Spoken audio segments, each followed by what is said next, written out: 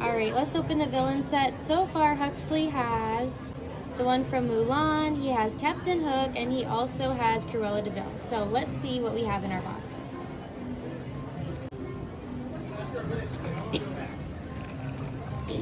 Alright, first one. What do you think it's going to be, Huxley?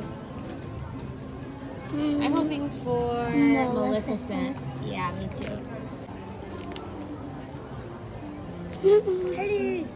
Is it? Which one is it? Oh, Ursula. Ursula's the one we got. Number 2. Which one? So,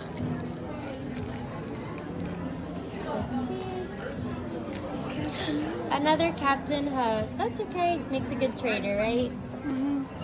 We could add it to our Peter Pan collection we have at home too if we want. Very cool.